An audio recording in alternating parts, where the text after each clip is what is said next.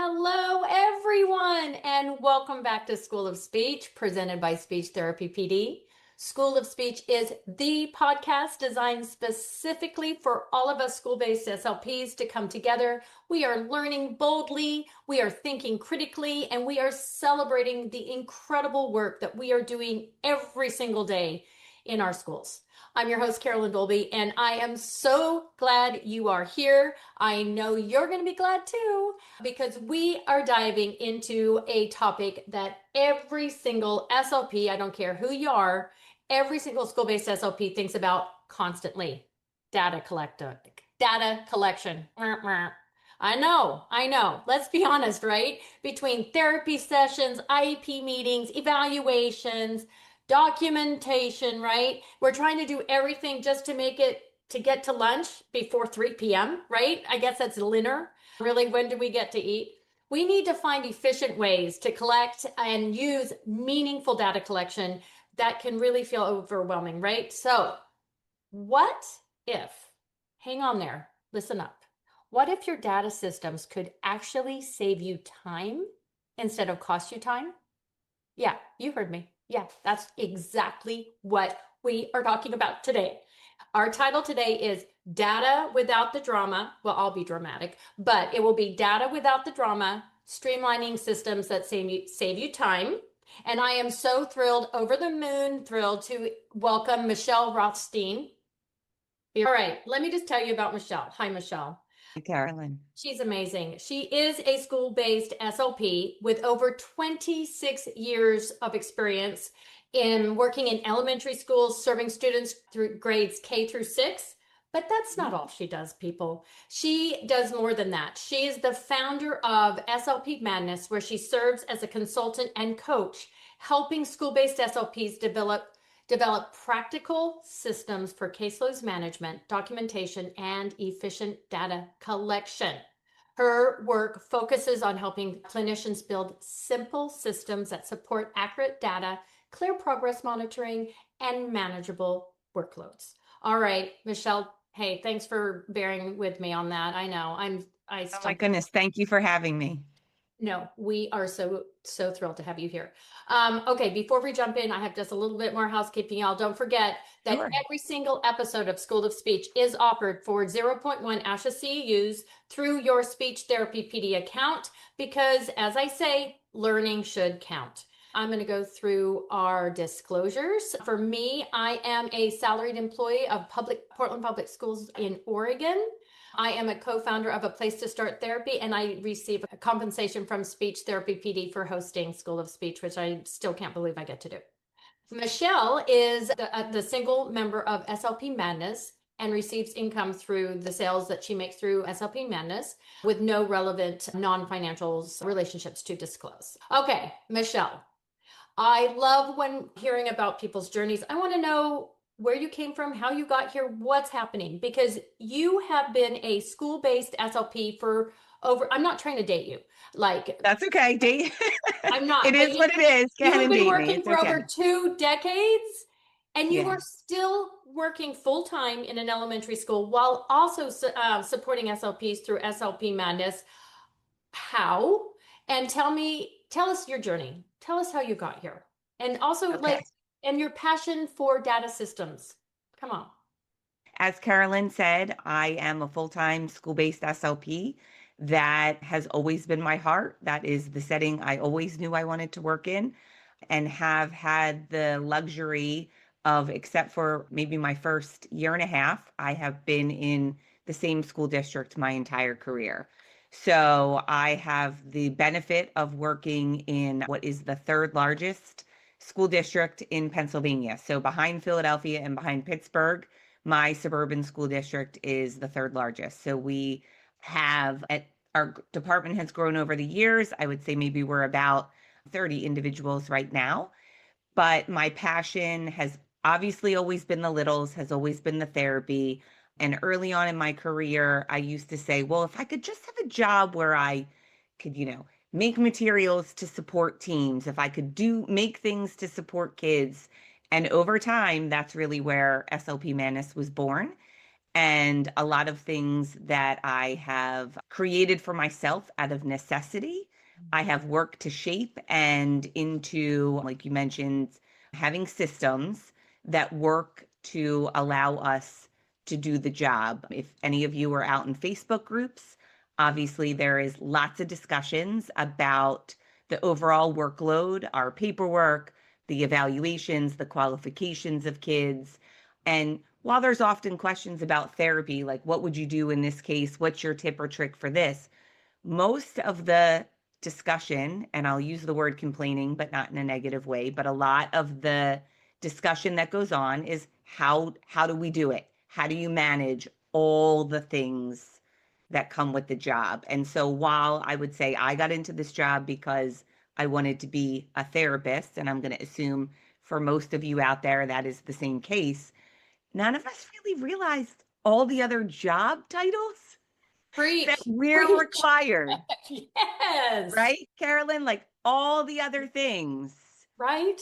the scheduler, the secretary, the report writer. Like, I mean, we could go on. I'm sure you could add to the list of that, but really all of the other things and just helping, you know, SLPs, mentoring students in grad school, mentoring CFYs, mentoring people, in my department, and just really kind of helping therapists figure out what they can do to manage their workload life so that it does not overwhelm and detract from the best part of the job, which is working with the kids.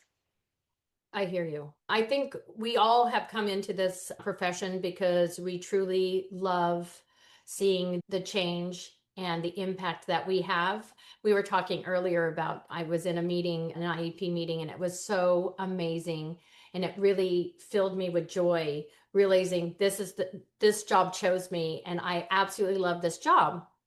But at the same time, I have this, data, there's so many other things that I'm having to do besides just working with the students. Like you think that's all we want to do is work with the students. But what we have to do, it's so much especially in the schools, anywhere you go, there's data and there's soap notes and, insurance and stuff in the outside world. But in Correct. school, Yes. if you don't have data, it didn't happen. Oh, you literally, I mean, you literally just took the words out of my mouth. Like if you don't have the documentation, it didn't happen. Right. And that's where it gets messy because, we are, again, we are flipping hats. We're consulting, we're scheduling, we're making a phone call, we're counseling, we're doing all the things. And we're trying to keep track of, okay, we're writing a therapy note. Wait, we got to track IEP progress. It can really become really a blur, right? Yes, it is super daunting, very overwhelming. And I would say like we're the general practitioner, right? Yes. I don't know Yep. if you've ever felt envious of the idea Of being, of a speech pathologist who specializes in, I just do speech sound disorders, or I just do this, and you can handpick your clients. You know, we get everybody. We yep. don't get to handpick our clients, and we jump the cognitive load that's required to go from this language group to this fluency to this speech sound disorder to this over here throughout the day, right? And do it in a way where children are learning, right? Mhm. It's happening, they're learning, you're documenting all of those things. The cognitive load for that is real. I mean, it is why people talk about the burnout. But I would love to say that, like, yes, 26 years in a school, all in elementary. I have been in, well, I don't even know, it would be two hands at this point, how many elementaries I've been in our district, either full-time or part-time. But it's why we do what we do, but there are so many other things that come with that job. It's why the overwhelm is so real. How many of us out there are spending time, our own time, hours doing paperwork? Everyone's going to be like, yeah, I don't lie. We all have to do it and we shouldn't. I understand. So let's talk about pitfalls. Like, okay, what are we doing wrong? And okay, we're not doing it wrong. What can we do better? Is Okay, so I'll start with, again, I remember what my days were like back in graduate school, and I know from mentoring, students in recent years, there are some things about grad school programs that have not changed, right? Times have changed, grad school programs haven't, and I know, and I'm sure many of you were, I was taught that you take data every session, you chart everything that's happening that you're doing, plus or minus everything in the middle of your therapy every day, every kid, no matter how big your group size is. So I would say the first pitfall is a function of what we were taught, but we'll use the terms and we'll start to talk, we'll dive in a little bit, but there is a very significant difference between therapy charting okay. and data collection probing. And that to me is one of the biggest pitfalls or the biggest mindset shifts that a lot of therapists have to make when they want to be able to clean up their data, clean up their documentation, and as a result, make their therapy better, make them more present in their therapy, and as a result, make your therapy better. Okay. Where do you think we are spending unnecessary time? Well, I would say any charting that you're doing every therapy session is unnecessary time Thank you. because teaching is teaching and testing is testing, and they are two totally different things. And they shouldn't happen simultaneously, Say right? that If you one more time. Say that one more time. so Test. Yeah, sorry. teaching is teaching Okay. and testing is testing, Thank you. and they are two distinct actions, right? They should not happen. And certainly there are exceptions. You could be doing some dynamic assessment, you could be doing some checks in your evaluation, but I'm talking about kids on your caseload that you are seeing on a regular basis. Just like a teacher doesn't simultaneously test the kids, right? They might be looking for informal checks, right? But they're not giving the test at the same time that they're teaching the content. So we need to, as therapists, start to separate out. Therapy is one thing that happens one day or several weeks of your month. And then the data collection, the assessment portion, the informal IEP progress monitoring happens separate from that, and it happens at another point in your month. They don't happen, they don't coexist, or they shouldn't coexist. And if they do right now for you, I would challenge you to start to shift and think of things differently. And when you separate them out and you have your therapy, your direct instruction, and then you have your IEP progress monitoring probes, your therapy becomes stronger and your data collection becomes stronger. And there are some, great, those to me those are the two great benefits, right? We know our kids are making progress, but like you said, Carolyn, at the beginning, if we don't have the data, if we don't document it, it didn't happen. Mhm. And so just because we say so, unfortunately, isn't enough, right? We have to have the documentation to back that Right. up. I mean, the struggle's real. Also, especially, with advocates out there and they're saying we want to see your we could say, yeah, they're making progress and they're going to show us the money. Right?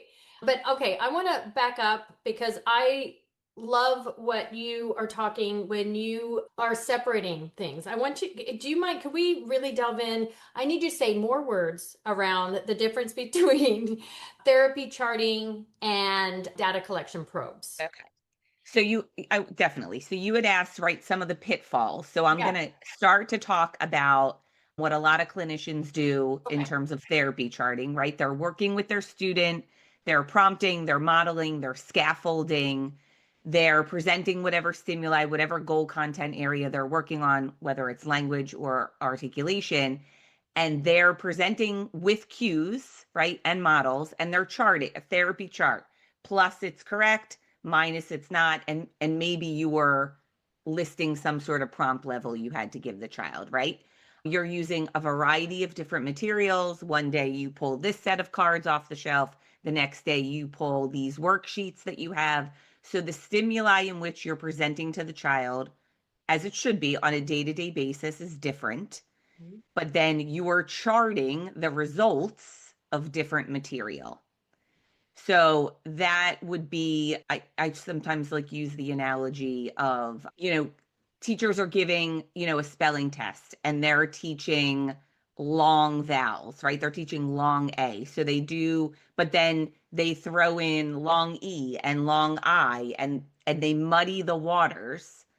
And so that they're not able to compare apples to apples. And what I mean by that, so now I'm going to shift over to what I would advocate for in terms of how you collect your data is using data collection progress monitoring probes. And when I use the word probe, it is a dedicated set of whether it's 5 items, 10 items, 20 items, however many you need, you want, and it should match how your goal is written, but it is a dedicated set of stimuli that you use to assess a specific goal with a specific child. So different than I'm working with my student, I'm charting, I have this word, I have that word, I have this word. And it happens during the course of therapy. Therapy charting, when I do it, I collect data once a month on every goal for every student. And it is, again, separate from my therapy. It happens on I call it my data week. And so there is not a whole lot of direct instruction that happens that week. All of my students rotate through either one-on-one or two-on-one with me if they have different goal areas. At the table, I collect my data on their IEP goals with a specific set of stimuli. This probe, the probe that I assess them with, is the same probe I used to gather their IEP goal baseline. So when you talk about documentation, obviously we need to show that our students are making progress. We want to show that our students are making progress. But if you use, when you therapy chart, these 5 words this week, right? And let's say they get 5 out of 5. And then the next week you use a different 5 words and they get 2 out of 5. Well, what happened there, right? Did they regress, or do they not have the prior knowledge, or the stimuli that you used on that given day was different, and that's the variable that you didn't control for? And so now sometimes you get data that goes up and down. Sometimes you get data that goes up and then shoots down. And it's the stimuli you're using that is the changing variable, and not the progress or lack thereof that your student is making. So if you start your evaluation, you identify a need based on any assessment you're giving. Let's say it's the self, right? You identify on word structure. There's some morphology and grammar and syntax you need to look at. Well, I would say that if you're writing a goal based off just of a standardized test,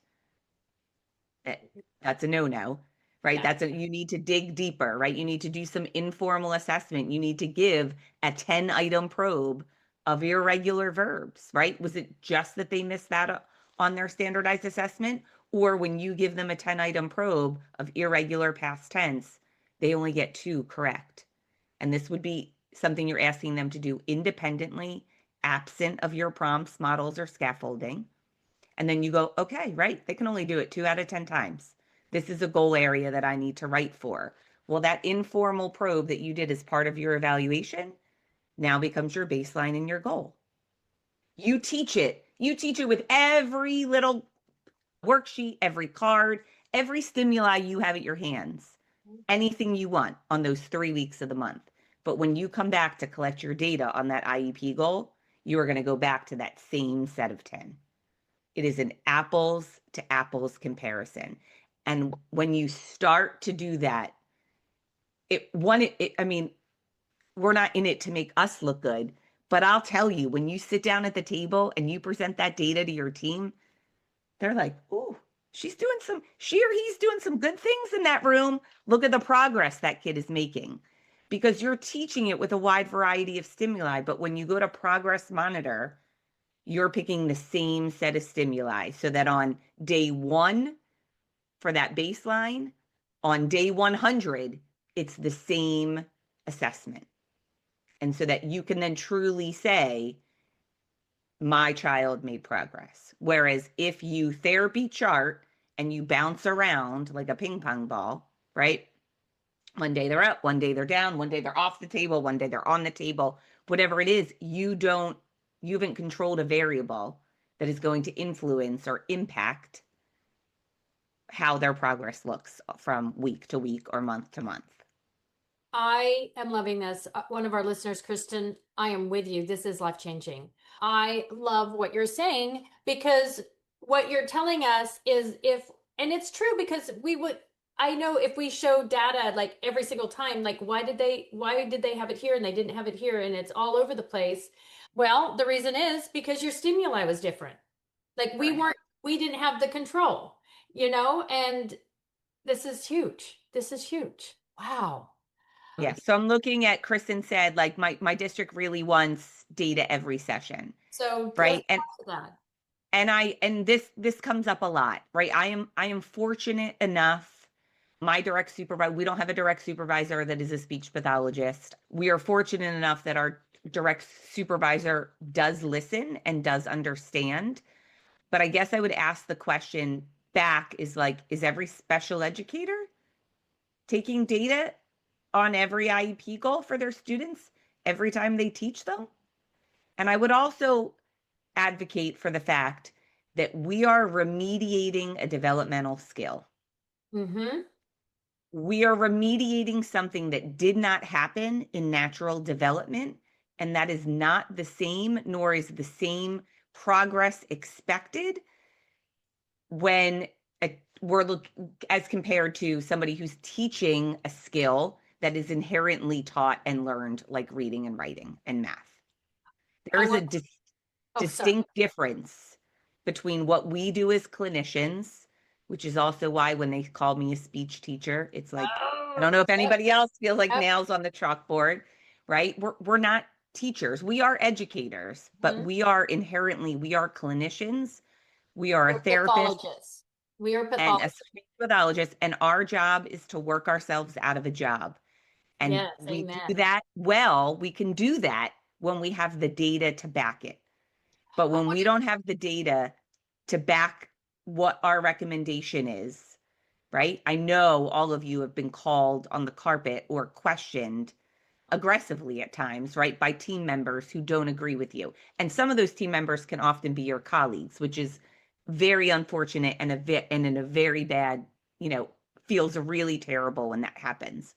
But when you can confidently speak from a place and feel at the table really good about the information you're presenting, because you know how consistent you were, how you were able to collect it on a monthly basis on a regular interval, and you were able to chart that progress over time for that skill.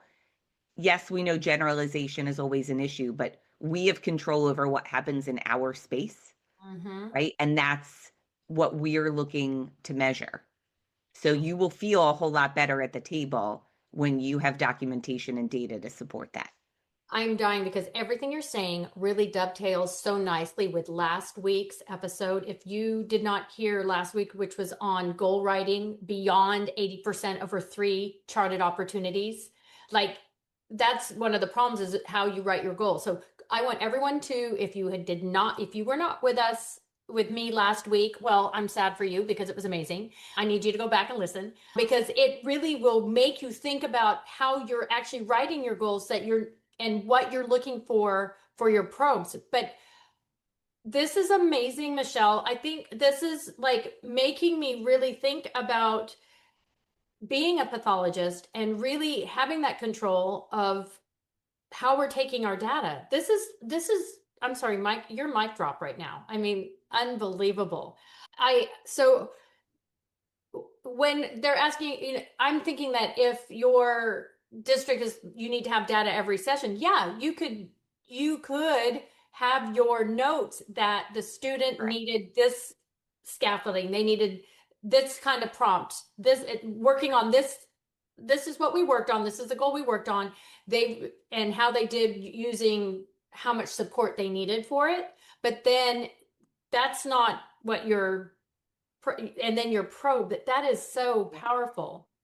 So do you mind, Carolyn, if I'll just talk about what my Yes, system looks like, just yes, to no, talk, no, just yeah. to kind of answer that question. So I was going to say exactly what you say. So my documentation system, I use digital systems because there are time-saving features and automation that can happen when you go digital. Now, we all learned in 2020 why you need to be able to access things at any time anyway. But the shift for me, if I back up for a second, was a few years before 2020, we had a school building that had a fire, like an elementary school, like a real fire. And there was a section of the building that was shut down for, I mean, 6 or 7 months.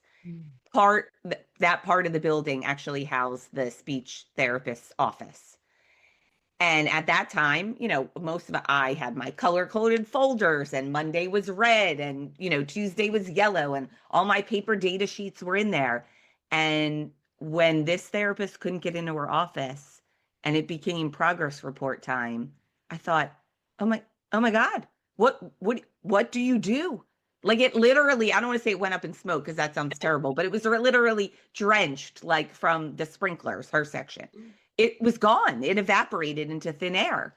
And all I thought was, oh, I'm never going to let that happen to me. That's never going to happen. And so in that moment, I started transitioning myself to digital systems. And over the years, and I'll tell you, every year, I find one more nugget of automation and one more way that I can save 30 seconds here. But if I save 30 seconds on one kid and I have a caseload of 50, then that means over the course of my week, I'm saving 25 minutes in my schedule. So Nice. automation, so my system has a spot for just what you were describing, activity notes and logs, right? Mhm. So I'm writing those, I'm not writing a long anecdotal note, but I am writing an anecdotal note about what we did, what prompt level, if I needed, if there was if it's a speech sound disorder, if I found a facilitative context that is working for that student, kind of where we left off, the date, how many minutes, whether it was like a small group or individual session. I have an attendance calendar in there. And then I have a tab in the spreadsheet, and each tab is that student's goal or their goals. So each goal has its own tab, starts with their baseline. And then once a month, I double click, I add the date. Again, seems silly, but a date picker and a calendar popping up and being able to just click that date and having it drop in for you versus having to, I don't know about you, but I'm always like, what day is it?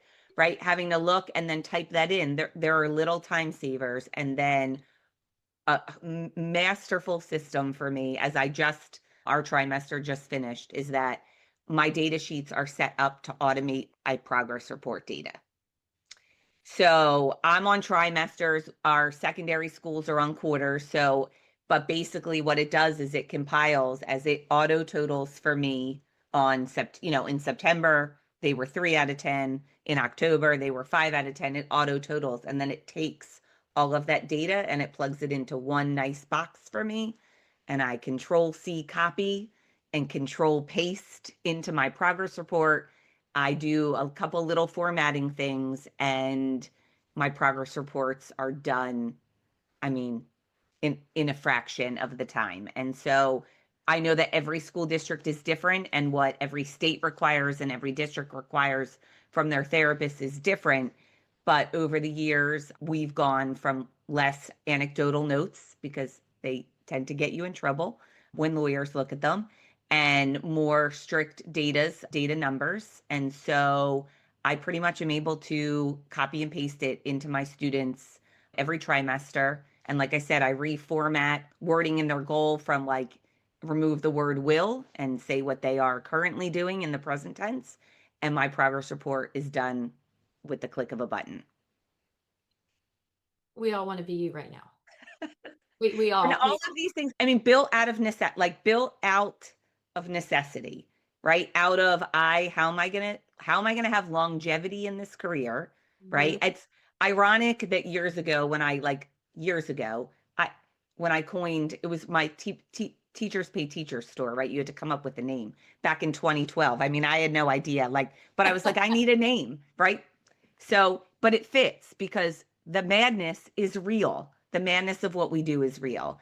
And so if you can pick a system and start small and find one thing that works for you that cuts time off your schedule while improving your data collection and your documentation, then the trickle down effect is monumental. Because if you think about it with a student, you start with their evaluation, you write that up. I put in my informal assessments, I put their baseline probes in there. That same information is transferred into their IEP goal. That same information is collected every month, is transferred into their progress report. And then when I get to next year's IEP, I take all of that information, I wrap it back in a full circle, right? And then make next year's recommendations. So to me, data is the secret sauce of what we do. It drives everything. It drives, do I pick this kid up on my caseload? Mhm. If I do, how many goals am I writing? How much service do they need to meet those goals? And I will say, and I do try to do this at the very beginning when I start with families. Our job is different than a teacher. Our job is to work ourselves out of a job, right? And so I say that right up front. This is not a lifelong service, right? My job is to do a really good job. And if I document really well, right, I can show that I'm doing a really good job. And then eventually I'm going to want to make the recommendation to a team and to parents that their child's ready for exit. And if I have really good documentation that has come full circle year after year and into that last year, I'm going to be able to make that recommendation with confidence, and families are going to receive it in a way that they understand and are willing to then, like, as they say, lose that safety net, right? Like I always say we're like the whoopee. We're the blanket that nobody wants to let go of. Yes, yes. They do not, well, because we're fabulous. And we all know that. And That is but true. so, and it is true. I love, and we need to remind ourselves, we need to do such a good job that we work ourselves out of a job. But I think everyone here, because we've got people jumping in the chat talking about, okay, we heard documentation, digital, we're listening, we want more. What can we step back a minute? I mean, because I think we're all on, okay, we understand that we've got to take documentation. We can maybe go back and talk about also how do you document your daily notes. But let's start with setting up digital, because I think that's a huge time saver for us. And that's what you're going, that's what I'm heard. What's what I'm hearing. So Yes. let's get take So I I personally recommend, whether it's Excel or Google Sheets. I mean, I recommend a spreadsheet, right? Because you can replicate that over time. And when you find something that works for you, you can, in a spreadsheet, you can duplicate tabs, you can hide tabs, you can make it as flexible for you as you want. And then you, again, look for those opportunities to save time. So my data sheets, I used to highlight the cells in a color because it was prettier. Well, now I use the checkbox, right? So I just click and it gives me a check and it totals for me at the bottom. So I always say, when people start to make that transition, I say start small. Mhm. And my recommendation always is, pick the family and the child that you might be most worried about being litigious. Start with the one that you think you need the tightest documentation for. And I Okay. also make the recommendation that when you start to roll this out, like now, it's the middle of the year, right? You're not going to redo every system smack dab in the middle of the year. Right. But depending upon your district, I will say that I used to, years ago, my data sheets ran the school year. So I would create new data sheets for every school year. And then again, as I get smarter and try to work smarter, not harder, I had the epiphany a few years ago, like, why am I doing that? They don't have to go. Why wouldn't it go IEP year? Why do I have to create all new spreadsheets at the beginning of a new school year? I don't. My documentation cycle runs IEP year. So now I make my data sheets. I write a new IEP. I write that goal. I immediately paste it into my data sheet. So I would suggest that as you have IEPs coming due right now in the school year, that you pick a handful of kids that you could start this with. So I will say people are like, how do I even start? Now, I will say you can go find me. Like my things are out there, right?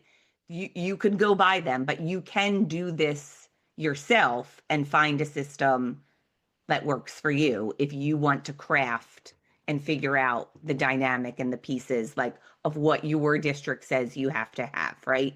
Because every state has different regs and every district has different requirements. But I would say start small because again, you're trying to reduce overwhelm, not Right. cause overwhelm. And so I love when a therapist wants to jump like both feet in and they're like, I'm in, I'm ready. How do I go?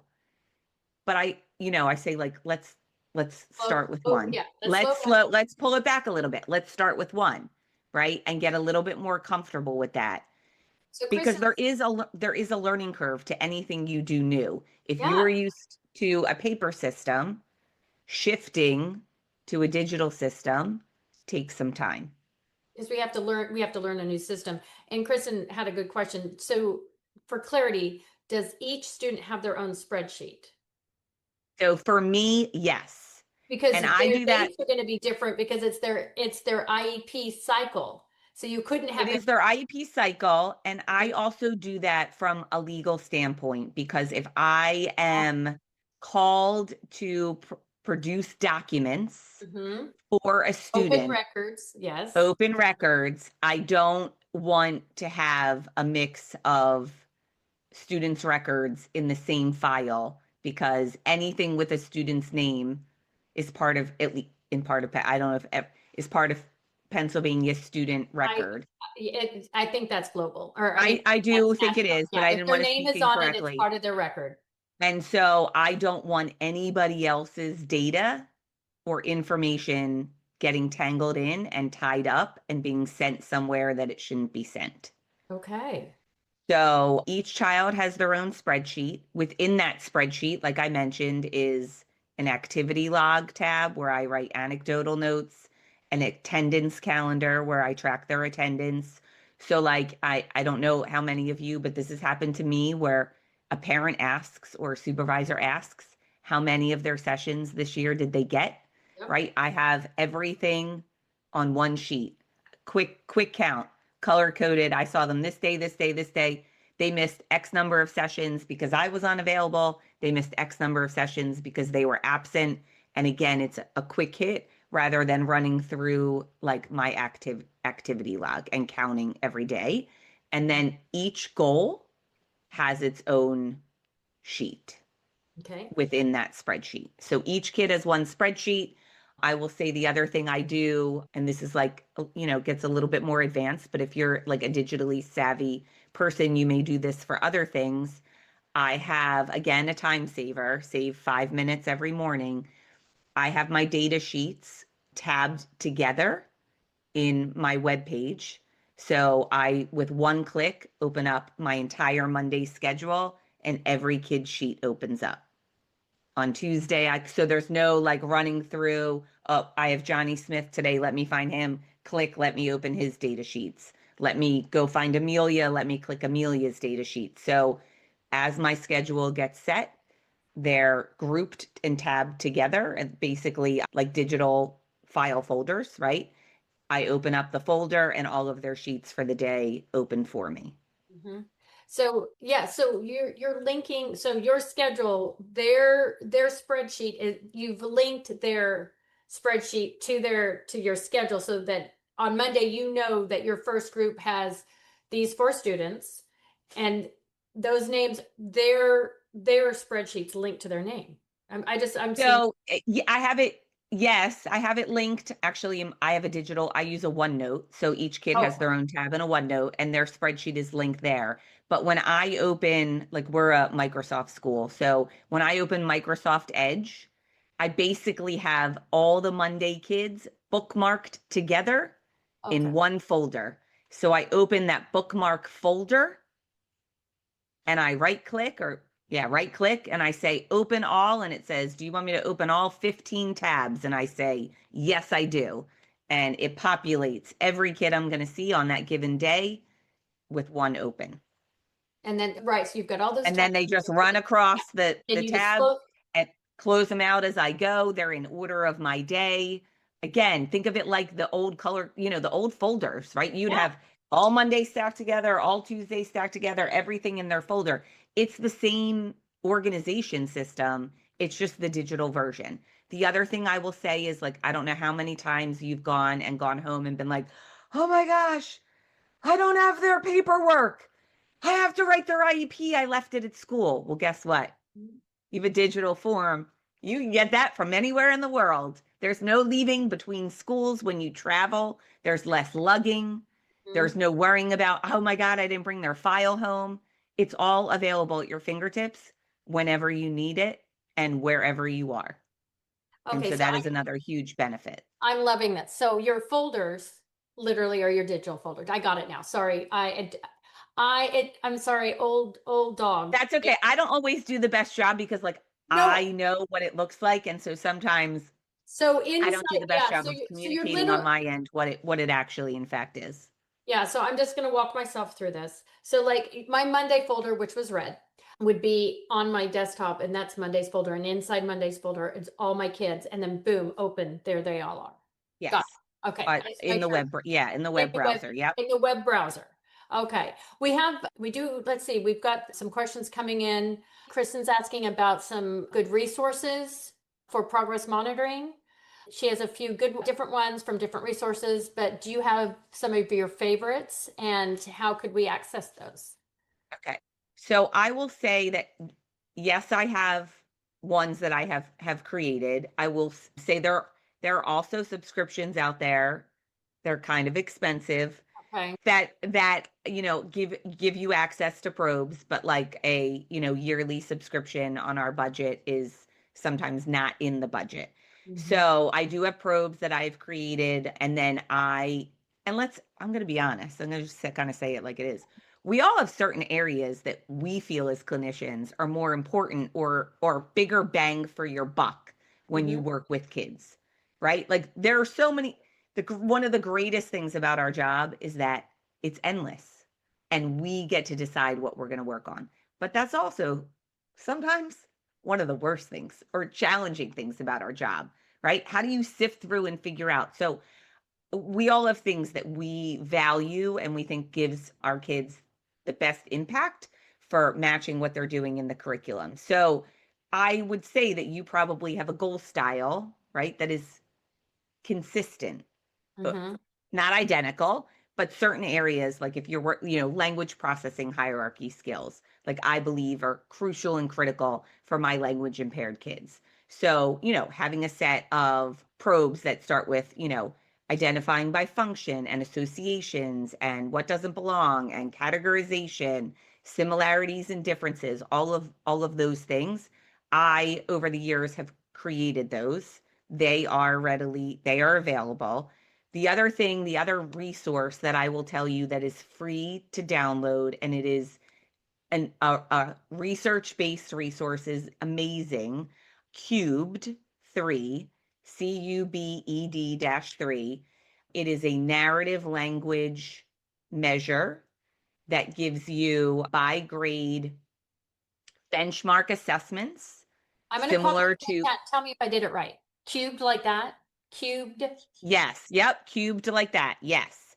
And I'm trying to remember the name of the company, but if any of you use Story Champs as Yes. like the narrative language kit, it is the company that creates Story Champs. So it is benchmark assessments that are similar to like a Dibbles benchmark assessment that your students would be given for reading skills. And then it has progress monitoring probes that are formatted for you to give every month. So Oh, in that, they're listening to a story, they're retelling the story with story grammar elements, they're answering comprehension questions, you're listening to see if they use specific higher level vocabulary that's included. There's explicit questions and there's implicit questions, and it gives you the progress monitoring probe. So you could use those for retail, certainly, right? And you can use that for, but even if you just want story comprehension, because I did see one of the questions that I get often, and I can't see, I'm looking at whose name it was. Oh, CCS, like, how do we know if their progress is that it's gains or that they're becoming familiar with probes? And I would yeah. say that story comprehension is the only thing that I really feel like familiarity can bleed into false progress, Mm. because I'm not correcting a student when I probe their skill. I ask them, I take their answer, I tell them great job, and I move on. So they're getting no feedback from me whether their answer is correct or incorrect. So if a kid doesn't know 2 + 2, it doesn't matter how many times you ask them 2 + 2. If they say 3 because they don't know the answer, they still always say 3. Your repetition of that question does not make them any more accurate unless you tell them the answer. And so when you're probing, if I wasn't clear about that to begin, you're not telling them correct or incorrect. You're not prompting them in any way. You're saying, great job, love it. And you're marking it down as incorrect and you're moving on. But as you continue month after month to teach those skills, right, you should see their accuracy of that, whether, similarities and differences, very simple. How are a hospital and a house the same, right? And they should be able to get to, they're both buildings, they're both places. And so But you're not teaching to the probe. Your probe is what you are testing to. This is correct. the big distinction. So we're not teaching to the test. So it's not like we take all the answers from the self and we teach how to ace the self. Right. Right? Correct. Right. So Exactly the that. probes are what we're using to chart and to document the gain, because when we're probing, it's just like we're doing an assessment. We're not saying, oh no, try again. Right. Right? Yeah. So I think I referenced like spelling tests before, like old school Mhm. spelling tests. When I was in school, they gave you 10 words. It was learn these 10 words, Yes. and here's your pre-test on Monday. And on Friday, it's the same set of 10 words. That is teaching to the test, right? Now, right, they teach you a rule. Here's Mhm. the rule I'm going to teach you. Here's the spelling rule. And now, can you apply that, right, on the test at the end? And that's really what we're doing, is like we're teaching the concept, we're teaching the skill, we're varying, right? You hear in articulation in speech sound disorders, you need variable practice, right? It's not the same thing every time. You have to vary your instruction. You have to vary the practice, again, which is going to facilitate generalization. I But was it's just saying, yes, that's where you're going. How can they generalize if they can only do it in this right, one way with this one set of cards? right. No. And you hit something that I think bears repeating. We are not teachers, we are pathologists. So we aren't here to teach vocabulary. We are, or whatever it is that we're, yeah, vocabulary is to do that. Yeah. We're teaching a rule, we're teaching a strategy, we're teaching the concept. And we're using those 10 or 20, whatever your probe number is, Whatever it is, right. to chart our progress. But what our goal is not just they will know these 10 words. It's they will Correct. know the concept of Concept of whatever it is. The whatever. other thing I would love to make a point to, and I think this is where sometimes we as therapists, we miss some of the detail, is that how your goal is written is how you must collect the data and how you must report it. Down to, if your goal is written for percent accuracy, your progress reports better report it in percent accuracy.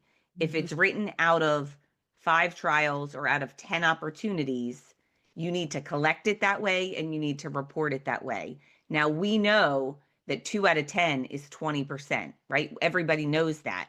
But if your goal is written for a percentage, it has to be reported and collected as a percentage.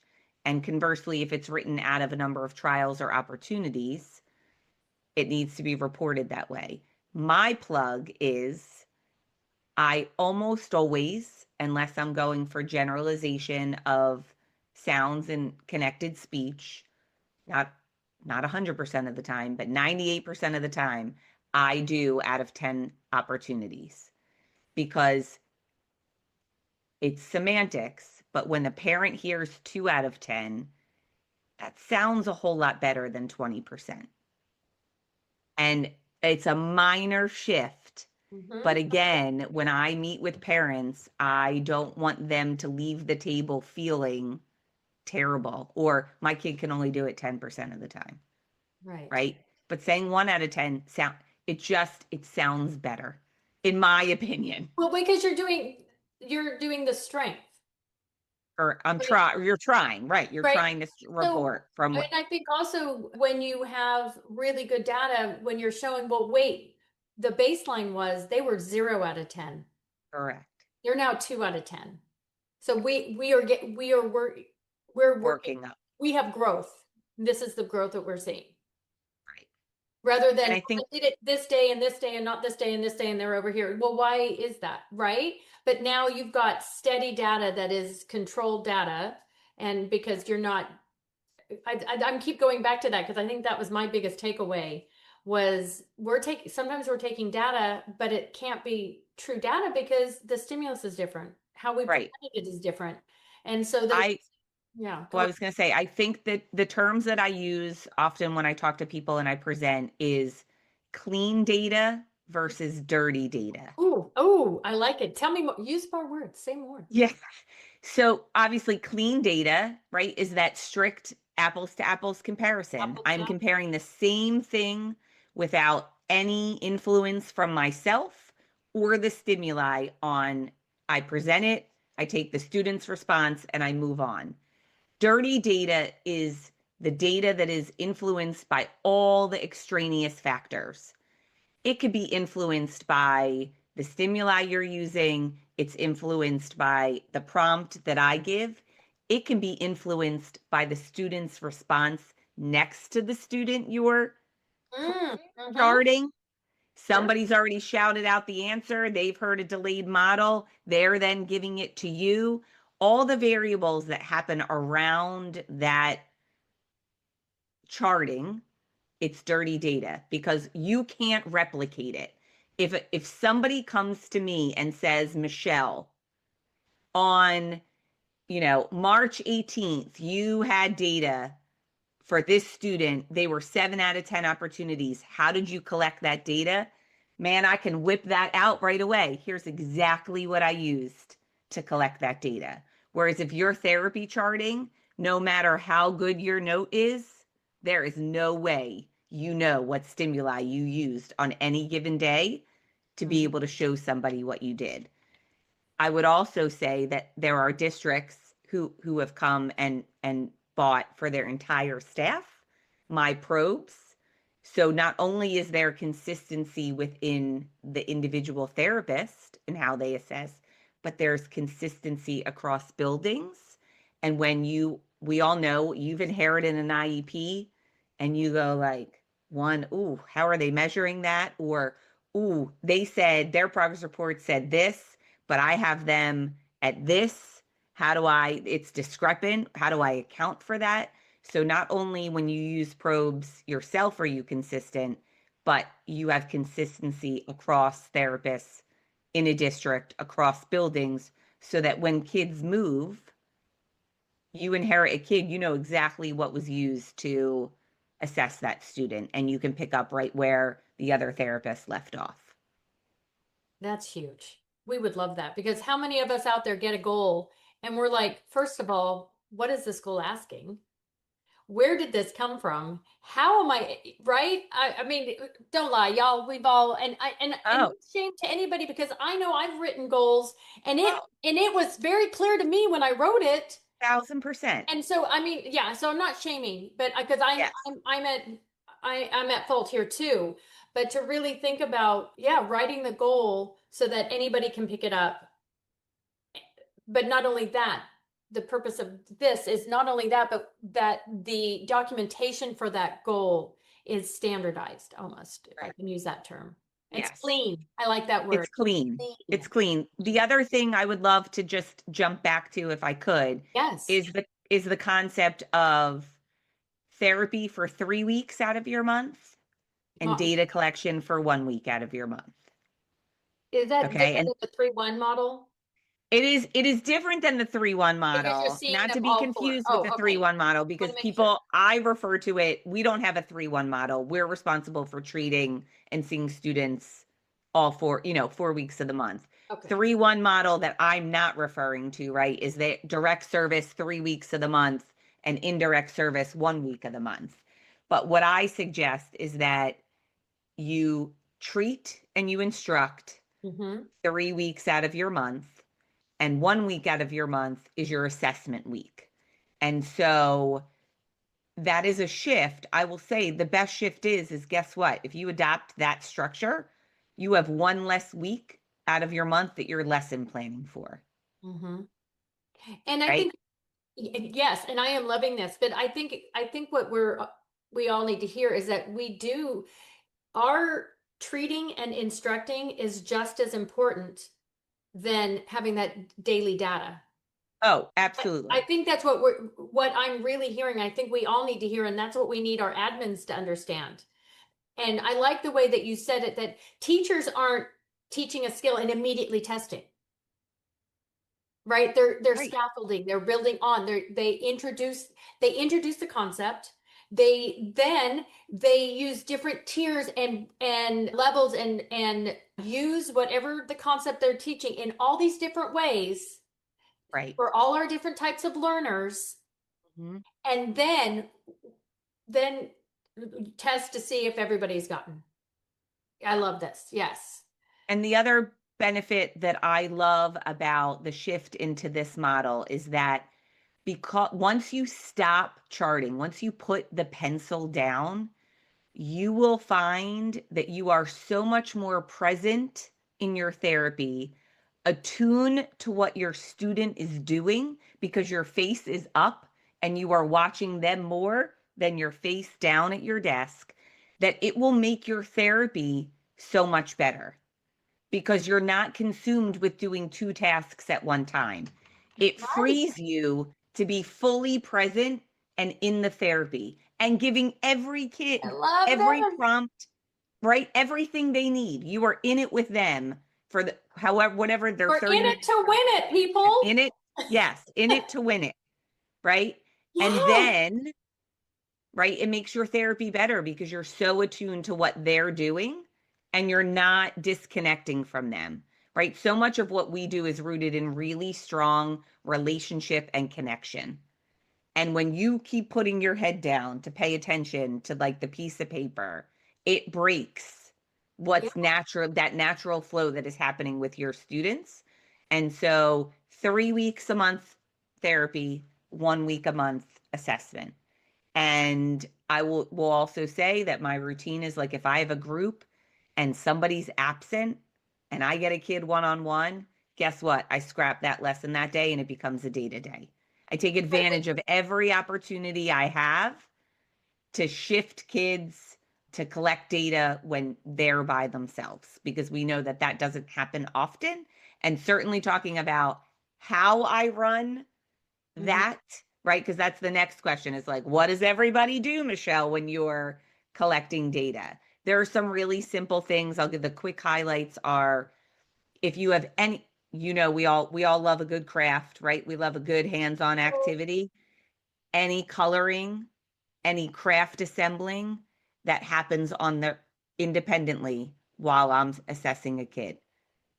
So Mhm. the instruction of that activity, that lesson happens with me either the week before or the week after. But the acts of coloring, the acts of cutting, the acts of gluing, those things happen on their own, right? While they're in the room with me, while I'm assessing kids. If it's Yeah. articulation, I assess them in a group. If it's language, I almost always assess them one-on-one. I utilize boom cards. I utilize books on tape on YouTube, right? So they listen to the story on their own and then they come back to the table with me and we do the lesson that associates with that story. There are lots of things that you're naturally doing in your environment that some of those things students could do independently, with you, in the room while you were assessing, and they just kind of rotate at the table to the next activity, come back to the the next student Kind comes of to the like table. zones. You know, there Yes, you have zones set up and you can bring out and that they're actively working on their goal. They could I correct. right? And then you're able to then do the one-on-one with however many you have in your group. But I like what you said that if you do and the like we have okay, sorry. We all want the step by step for everything. Like you do this, do this, do this. Like you teach and instruct for 3 and you assess them on 4. But then you're saying, yeah, once you get that mindset that that's kind of the rhythm, the vibe we want, we got to be able to shift and pivot. Because if you have that opportunity that you have 1 kid or 2 kids instead of 5, that is shift and do your data then. So I love that we need to think systematically, but we also need to be flexible and really utilize our time because again, this is about saving us time, Right. right? And when you get good at this, right, that's like inherently where the time it builds over time. I know we're at the end and I see Kristen's comment about feeling like you need to get 8 kids to 80% in one day. Yeah. I would say that if we could get kids to 80% in one day, they wouldn't need an IEP goal. Why It's were an they with us? Yeah. it's an annual goal. It's Mm-hmm. an annual goal. It is steps up rungs of a ladder. It might be 80% with you giving them a full model, but if that goal is written for independence, I don't really care that they can do it 80% with me, right? The goal is for them to do, I want to know what can they do on their own, right? Yeah. So like that's the 80% with me is what happens in the therapy, right? Mm-hmm. I want them to be successful, right? I need to give them what they need in order to be successful. But when I'm assessing them, I need to know what can they do on their own. Right. And So your anecdotal notes, your daily is that they were at 80, but they were max assist with right, verbal, all correct. your prompts. But then, right, but our probe is really where we want to be at their end result. And so we can show growth 2 ways, right? You're showing growth, with a lot of supports they are getting there.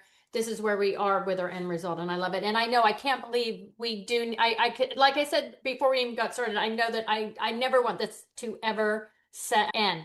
Right. And I was going to say, you guys can always reach out to me. I will say I'm a Michelle with 1L, so that is different. But my email is michelle@slpmadness.com. Yes. Well, we do need to say goodbye, and I am so sad because, like I said, I never want these to end because I'm learning so much. And you can tell we've had so much interaction. I want to thank everybody. First of all, I want to thank you, Michelle. I mean, spending your time, giving your time for us. This has been unbelievable. I know. Again, Thank you for having me. no, you have been amazing. And thank you for all the work that you're doing every day. If you like what we do here at School of Speech, give us a like, tell your friends about it, tell everybody about it. I cannot wait for next time, everybody. I'm Carolyn Dolby. This has been School of Speech. I hate to do this, but we got to say bye. Have a Bye. great night, everyone. Bye, everyone. Thank Bye, you. everybody.